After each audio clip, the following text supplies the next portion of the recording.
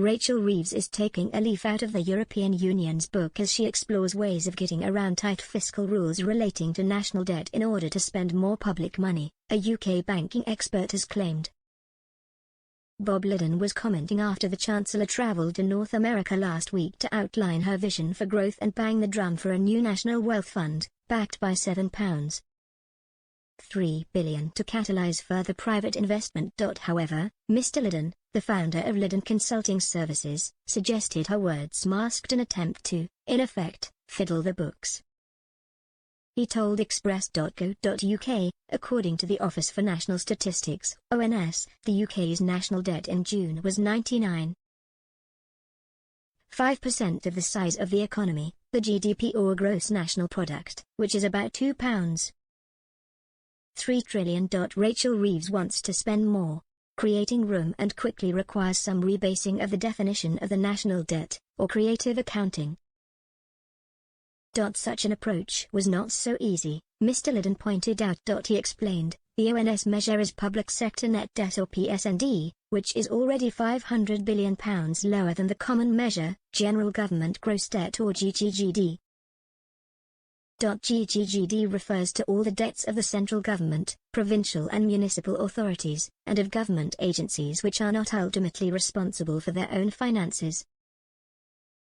In June, the UK's GGGD figure was £2.80 trillion. Mr. Lyddon warned, reducing this by netting off the value any publicly owned assets achieves nothing. Indeed, their value is negative, so including them makes the situation worse. Excluding the debts of central banks works for the EU. Eurozone national central banks owed one another £1 trillion outside GGGD at the end of 2023, through the Target 2 payment system. However, any attempt to quantify the Bank of England's debt was confusing and extremely complex, Mr. Lyddon cautioned. He said, it is a loss of £181.7 billion which is being realised quarter by quarter via payments from the taxpayer to the bank. Without this loss, the UK's debt would be 91.6% of GDP, 7.9% lower.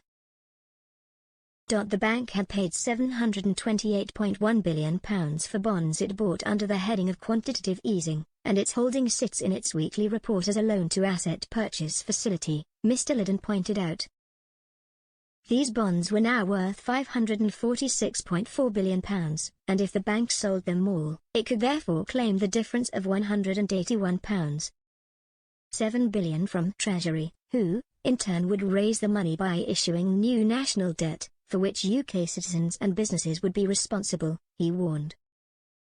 Mr. Lyddon continued, the avenue for Reeves to explore is other exclusions from GGGD through which the EU's public debt has ballooned from its already negative level of 88.7% of GDP in the Eurozone and 82% in the EU as a whole.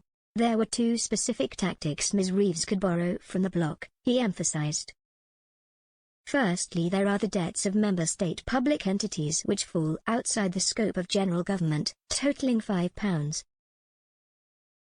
trillion, €6.4 trillion, or 44% of EU GDP. Secondly, there were various guarantees or support obligations towards European institutions for the business they have transacted, worth £3.25 trillion. €3.8 trillion, or 26% of EU GDP. Mr. Lyddon warned, the total obligations of EU member states were 160% of GDP, and not the much smaller figure of 82% for GGGD. Obligations of 78% of GDP over and above GGGD lurk in the shadows, unacknowledged by the credit rating agencies, like Moody's and Standard & Poor's.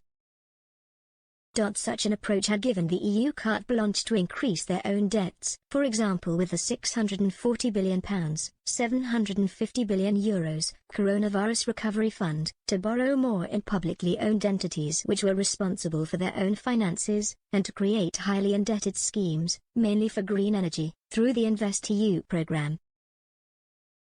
Mr. Lyddon said, myopia at the credit rating agencies opens up several channels for Rachel Reeves to borrow big without its optically affecting the UK's national debt. In essence, the government's much-heralded Great British Energy and National Wealth Fund initiatives were inspired by the bloc's InvestEU, enabling Ms. Reeves to part-fund green energy schemes, which then take on large quantities of private debt, Mr. Lyddon argued. He said, via this trickery Rachel Reeves could conjure up a public asset that optically reduces public sector net debt by 1% of GDP, allowing her to borrow the same amount again, now, and spend it, without the UK's national debt appearing to rise. These are the tricks that the EU has been playing for years, and they have increased total public sector obligations to around 160% of GDP. The credit rating agencies have not noticed. It is just that the EU economy has stagnated under the misallocation of resources and interventionism by the EU authorities.